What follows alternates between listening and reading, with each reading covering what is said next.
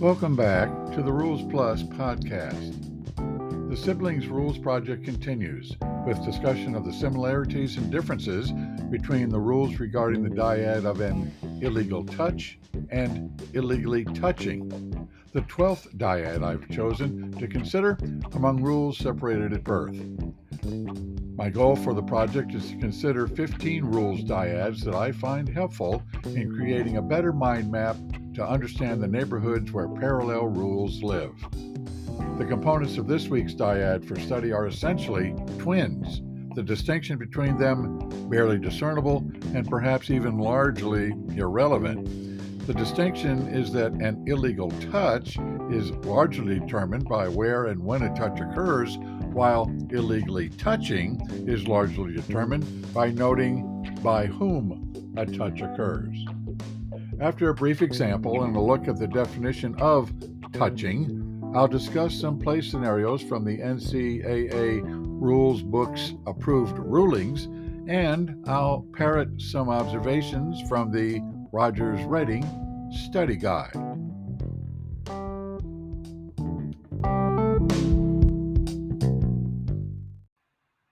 Let's start with two illustrative scenarios. To repeat, the distinction between an illegal touch and illegally touching is really splitting hairs, but here goes anyway. First, illegal touch scenario. The noun touch, modified by the adjective illegal, carries no connotation of intentionality or proactive activity. An illegal touch of a loose ball can happen to a completely passive, even clueless player who's in the wrong place at the wrong time, oblivious to where the ball or other players may be, as in this first scenario. Here's the scenario. During a scrimmage kick, gunner A40 is in the vicinity of B16, who appears to be positioning himself to field the punt. But when B16 lets the ball hit the ground, instead, the ball bounces off of A40 and then careens 20 yards farther downfield. Unfortunately for Team A, because of A40's illegal touch, Team B will take the ball at the spot of the touch. 2. Illegally touching scenario. On the other hand, the progressive present tense verb touching, modified by the adverb illegally, does carry a connotation of intentionality, of a proactive, deliberate act by a player to touch a loose ball that he's ineligible to touch, as in this second scenario.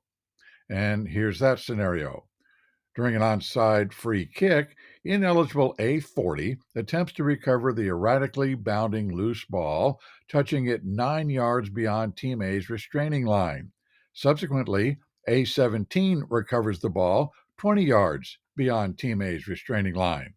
Unfortunately for Team A, because of A40's illegally touching of the ball before he gained eligibility to do so, Team B will take the ball at the spot where A40 violated by illegally touching the ball.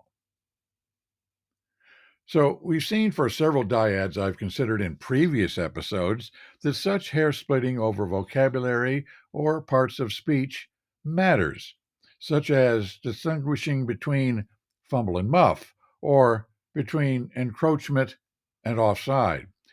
But for this dyad, in these previous two scenarios, such precision seems largely irrelevant.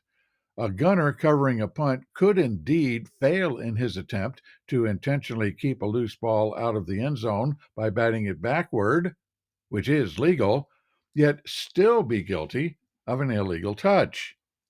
And a luckless Team A player could indeed have the ball careen off his leg within a yard or so of his restraining line during an onside kick, thereby illegally touching the ball. So, with these two scenarios, I'm calling a halt to hair splitting for the rest of this episode.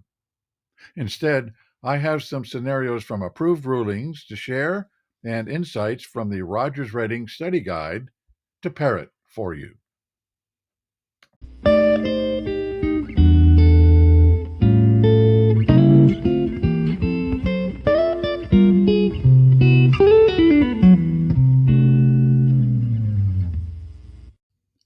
The question is, what is touching and what can make it illegal? Well, straight from Section 11 of Rule 2, according to the NCAA rules makers, quote, touching a ball not in player possession denotes any contact with the ball, end quote. So intentionality is not a factor, nor is agency. That is, there's no difference whether a player touches the ball or the ball touches the player. Indeed, there's further clarification in the rule. Quote, touching may be intentional or unintentional, and it always precedes possession and control. End quote. That clarification is relevant because Section 11 includes definitions for fumble, muff, batting, and blocking a kick, all of which, except for fumble, include intentionality as a factor. So, in studying rules related to periods when a ball is loose, we should be aware that touching is actually simply one facet of dealing with loose balls. And touching is a kissing cousin, if not a sibling, of fumble, muff, bat, and block. Here's an illustrative example from the approved rulings in Rule 6, which is largely about kick plays.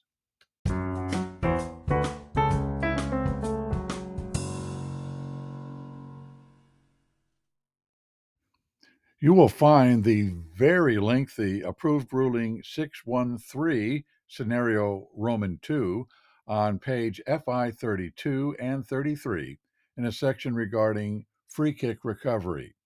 I will quote it for you here, and again, it is quite lengthy, so stay tuned here.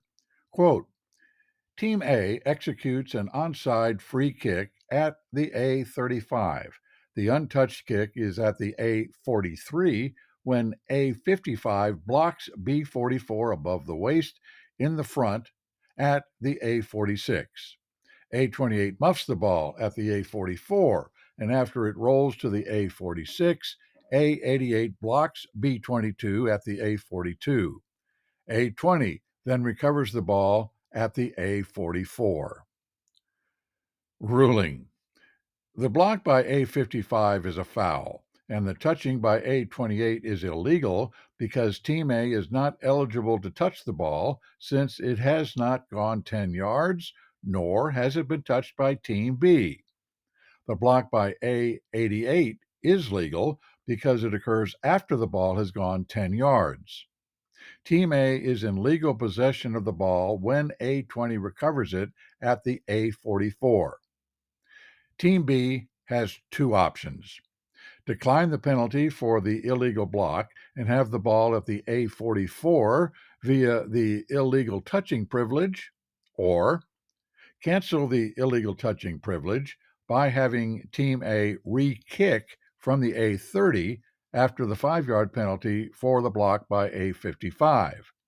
Note that the dead ball spot, the A44, is not an enforcement spot because the ball does not belong to Team B when the down ends. And then it closes with a reference to Rule 6.1.12. End quote. I'll also note that the reference is to the kickoff being from the 35-yard line because, again, this is in the NCAA rules book. We know, of course, with the UIL exception, we would be kicking from the 40-yard line for a Texas high school football game. So consider this. Would you have made the correct ruling concerning this complicated play that included an illegal block, a muffed kick, another block that may or may not be legal, and a recovery of the loose ball by the kicking team? Would we have realized that the muffing also was illegally touching? Would we have been confused about whether A55's block was legal?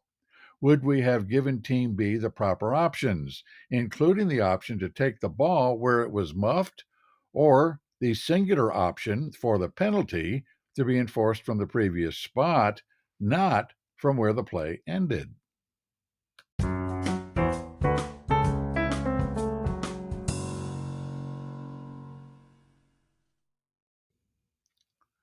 Here's an example from the Rogers Rating Study Guide that provides further insight to the concept of batting a loose ball. Again, I'll quote, eligible A25 is airborne when he controls a legal forward pass thrown by A12. While still in the air, he flips the ball forward to eligible A48, who A, catches the ball, or B, muffs the ball, which then hits the ground. Ruling. In A complete pass to A48. In B, A12 has thrown an incomplete forward pass. This is not a fumble, since A25 did not complete the catch. Note also that A25 has not thrown a pass. His action satisfies the definition of batting the ball. End quote. Again, this is example from the Rogers Rating Study Guide. It's 5-3 on page 50. The rating guide states the obvious. Quote, A25's action in this example does not look like batting in the usual sense, but it does constitute batting according to the football definition. End quote. Would you have been suspicious that A25 did something illegal? Would you have regarded his action as a fumble? On fourth down, would you have invoked the fourth down fumble rule? If we aren't careful, we can overthink, or perhaps the better term would be underthink, unusual plays such as this one if we don't step back and take a moment to digest what each component of the scenario involved. There is also the question of forced touching being ignored. To return to Section 11 of Rule 2, there are two situations listed when touching is to be ignored. Forced touching results when a player's contact with the ball is due to 1, an opponent blocking that player into it, or 2, the ball being batted or illegally kicked into that player by an opponent. If the touching is forced, the player in question, by rule, has not touched the ball. And there's a reference to Rules 614 and 634. End of quote.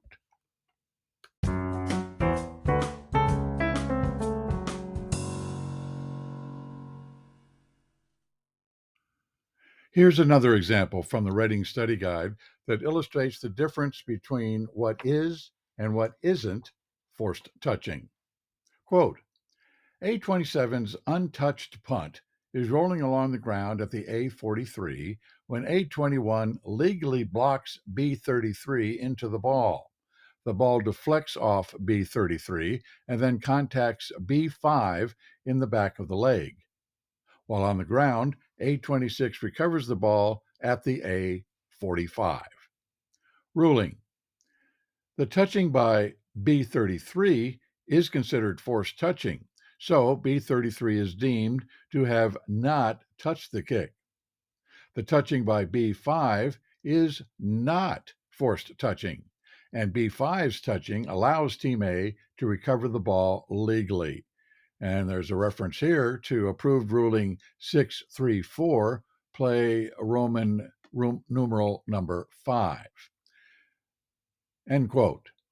This is example 3-55 in the Rating Study Guide on page 22. Another important consideration when there is touching by a player is his status as inbounds or out of bounds at the time of touching. We know a player is out of bounds, quote, when any part of their body touches anything other than another player or a game official on or outside a boundary line. An out-of-bounds player who becomes airborne remains out of bounds until they touch the ground inbounds without simultaneously being out of bounds. An inbounds player who becomes airborne remains inbounds until they are out of bounds. End quote. The reference is to the rule here 229:15. We know a loose ball is out of bounds, other than a kick that scores a field goal, quote, when it touches the ground, a player, a game official, or anything else that is out of bounds, or that is on or outside a boundary line, end quote. And the reference here would be to Rule 423. A player's status, therefore, can impact whether he should be considered to have illegally touched a loose ball. Free kick downs often present situations where we have to make a proper determination about players that is, near the sideline, attempting to catch or recover the ball. Here's a common scenario.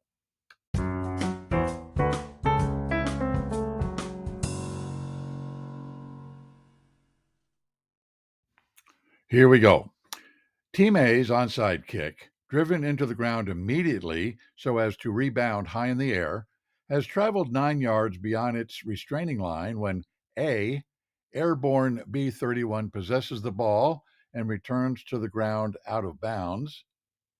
B, airborne A-82 possesses the ball and returns to the ground out of bounds. Or C, airborne A-46, whose foot was last on the sideline, possesses the ball and returns to the ground in bounds. What are the rulings here? Well, in the case of the first scenario, do we rule that the ball has been touched by Team B before going out of bounds, so there is no foul for a free kick out of bounds? The provision in 621 is that, quote, if a free kick goes out of bounds between the goal lines untouched by an inbounds player of Team B, it is a foul, end quote.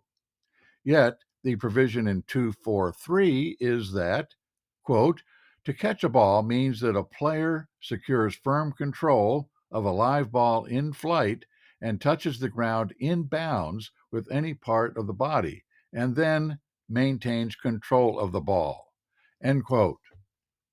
So, B-31 did not complete the catch because he first returned to the ground out of bounds.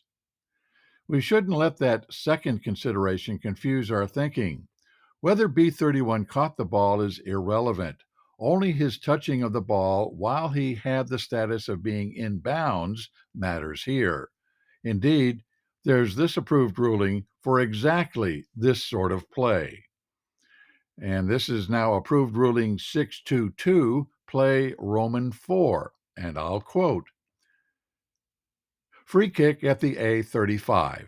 B-17 leaps from inbounds and is the first player to touch Team A's free kick when he grasps the ball while airborne. He then lands out of bounds with the ball in his control. Ruling: not a foul for free kick out of bounds. B-17 is in bounds when he touches the kick. Team B will have the ball at the yard line where B-17 crossed the sideline. And in that approved ruling is a reference to Rule 227.15. End quote. In the case of the second scenario, do we rule that the ball has been illegally touched by A-82 before going 10 yards?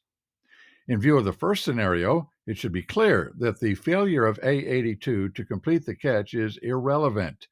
He had the status of being in bounds when he touched the ball, and so Team A has committed an illegal touching violation.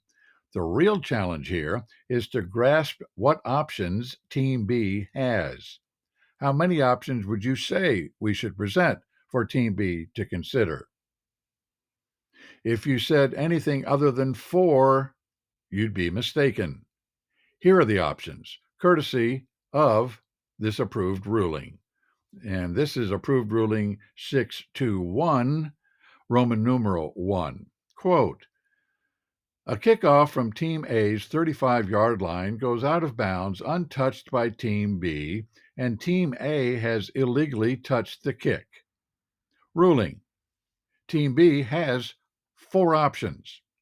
It may snap the ball at the spot of the illegal touching violation. It may accept a 5-yard penalty from the previous spot with Team A kicking from the 30-yard line.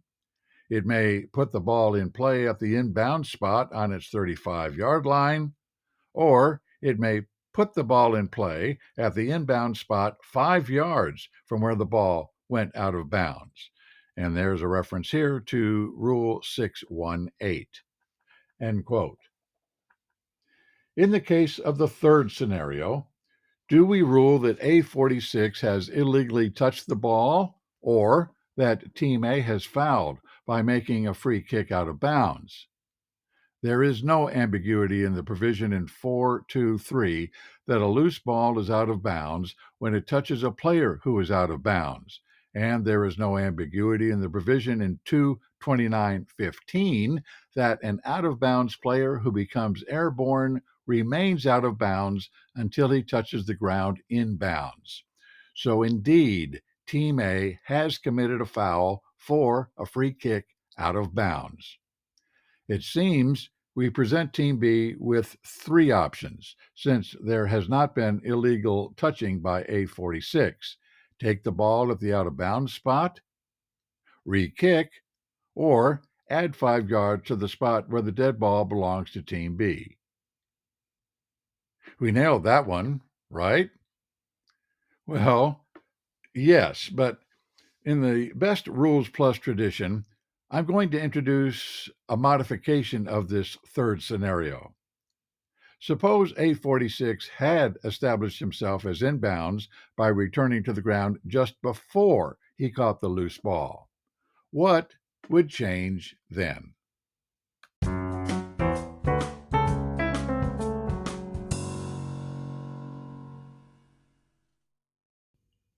First, we should recognize immediately that the ball becomes dead when A46 possesses it. This is true during any kick play. When the kicking team possesses a ball whose status is a kick, whether the team is eligible to touch the ball or not, the ball becomes dead. It's easy to forget this, as when a Team A player recovers a kick muffed by Team B and then runs with the ball. Second, we should recognize immediately that A46 has committed illegal touching because the ball has not traveled 10 yards. So, does this mean there is no foul on the play, only the illegal touching violation? And Team B will take the ball at the spot of illegal touching? It would be easy to conclude that this is the case, but in fact, A46 has fouled. How, you ask? Well, we know that A46 has returned in bounds and was the first player to touch the ball. So there's the foul, we conclude. Okay, then let me introduce one further modification to this scenario. Suppose A15 first touched the kick, 11 yards beyond the neutral zone, deflecting it unintentionally to A46, who then catches it as an inbounds player 9 yards beyond the neutral zone. Where is there a foul now? A15's touch was legal, and once he touched the ball beyond Team B's restraining line, all players became eligible to touch, catch, or recover the ball. I'll reference here 613A3. A46 was not the first to touch the ball after returning in bounds. Again, I ask then, where's the foul now? I hope you are not deceived by this, let's face it, trick question. The foul is explicitly stated in 6-1-11 concerning a Team A player who goes out of bounds on his own during a free kick. Quite simply, a player who does so, quote, may not return in bounds during the down, end quote. That notion of being the first to touch the ball is utterly irrelevant, a notion that ranks with other myths you'll hear, such as if a kick doesn't cross the neutral zone, it isn't a kick. Do not be seduced to make an error by thinking of that NFL provision. As soon as A46 establishes himself again in bounds, he has fouled. The same provision holds for scrimmage kicks. See 6-3-12 for that. Someone on the crew has to observe the subtle, likely unintentional gaffe of A46 stepping on the sideline, and then observe what A46 does subsequently. We're used to looking for wide receivers stepping out of bounds, but are we similarly attentive to Team A players near the sidelines during kick plays? And are we confident in our knowledge of the difference between what Team A receivers may do during pass plays and what any teammate player may do during a kick play. Receivers do not foul when they return in bounds, but they are ineligible to touch a legal forward pass until it has touched an opponent. That's Rule 734. Kick coverage players foul as soon as they return in bounds. Look at Rules 6111 and 6312. We must be mindful of this important difference between the sibling rules regarding players who go out of bounds during pass plays versus those who do so during kick plays.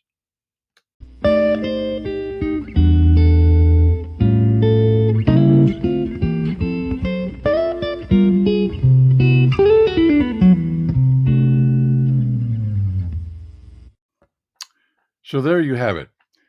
I think these scenarios illustrate that there's lots more that can happen than we think when the ball is loose from a fumble, kick, or pass, and lots of players are trying to touch, catch, recover, or intercept the loose ball. If you'd like to know what lots more means, I can tell you that the Rogers Reading Study Guide lists 13 rules. Yes, count them, 13 rules alone regarding the touching of a kick. You'll find them on pages 20 to 21 of the Reading Study Guide with citations that include rules 2, 6, and 9. Of course, a ball may be loose with touching restrictions and other complications from fumbles and passes, as well as from kicks, so there are lots more rules regarding those situations as well. And since a loose ball always presents tantalizing opportunities for batting and kicking by desperate and often panicked players of either team, you should make yourself very familiar and very comfortable with the provisions of Rule 9-4, which specifically addresses batting and kicking. Because batting a loose ball often means something illegal has happened, while kicking a loose ball always means something illegal has happened, we've really got to be ready to determine with confidence and speed the result of the play and penalty options if they exist.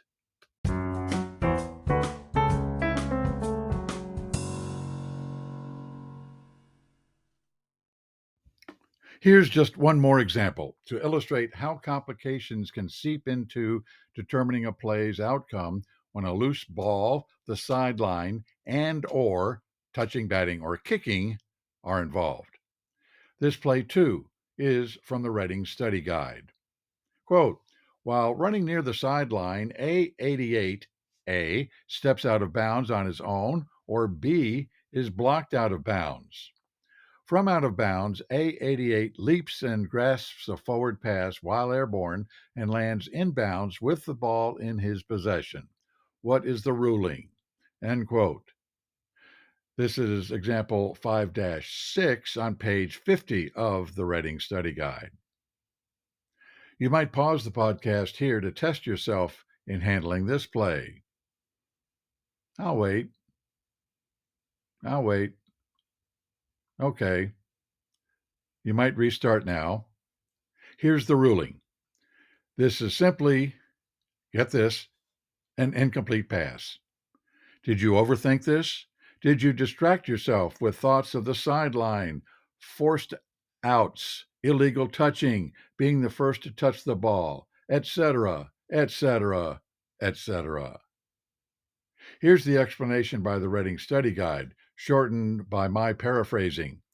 By rule, A88 was still out of bounds when he touched the pass, since he had not established himself in bounds.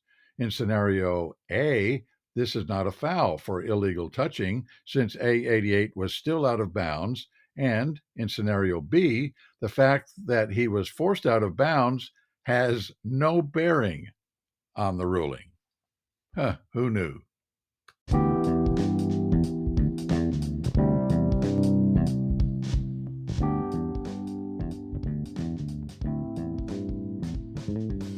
So, what's coming in the next episode? Well, next week's dyad for comparison is scheduled to be personal fouls versus unsportsmanlike conduct.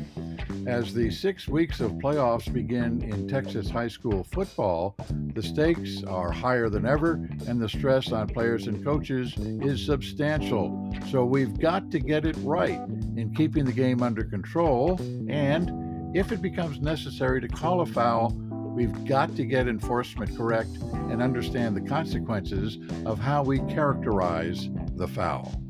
Remember, I'm a member of the Austin Football Officials Association. If you'd like to learn more about us, contact us.